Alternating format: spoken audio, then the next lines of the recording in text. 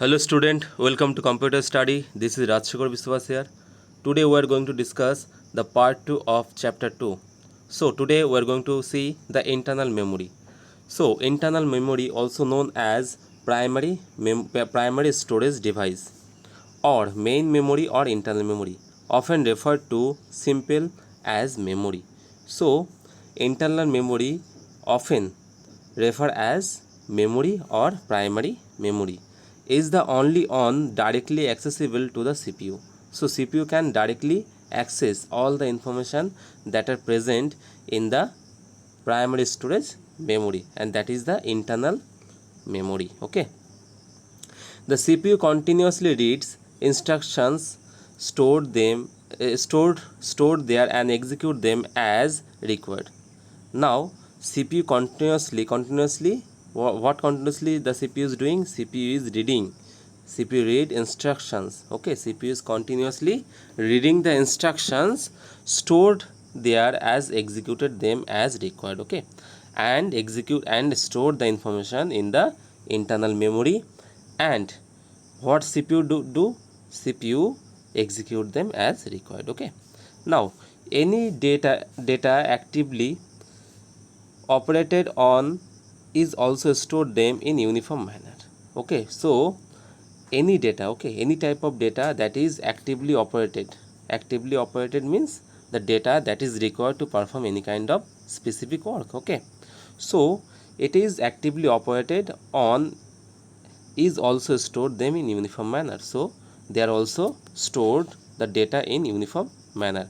However, once the computer is switched off, the data is destroyed. Whenever we switch off the computer, what happens? The data that is present in the internal memory that are destroyed. Okay, that are not recovered. We can't recover the data again. Okay, there are two types of internal memory.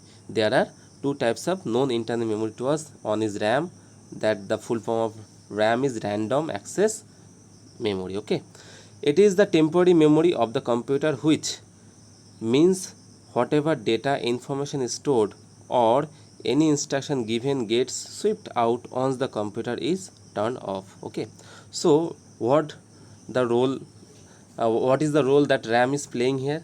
The full form of RAM is random access memory, and RAM is a temporary memory. RAM is a temporary memory. Temporary memory means whenever we'll clean the RAM or whenever we'll switch off the computer, the data that is present on the RAM, they will not be recapitulate. Okay, means they can be recovered again. So RAM is the temporary memory of the computer, which means whatever data information is stored on the instruction given gets wiped out. Okay, they are simply wiped out or erased once the computer is turned off. Whenever we will turn off means whenever we will switch off the computer. Now ROM, it is the permanent memory of the computer, which means any instruction given or data information stored gets permanently stored on the disks, like for example hard disk, pen drive, etc. More space in the ROM means more storage of information. Now what the ROM is doing here? ROM, the full form of ROM is read only memory. So read only memory means ROM is a permanent memory. So whatever the data we are putting in a ROM, they are permanently stored in the ROM. Okay, read only memory. And if we will switch off the computer, the data that are present on the ROM will not be erased. Okay, so that means any instruction given or data information stored gets permanently stored on the disks. Okay, so whatever the data, whatever the information, whatever actually ROM generally contains the OS operating system. Okay, lots of time I have discussed about RAM and ROM. Okay, I think you don't have any doubt about RAM and ROM.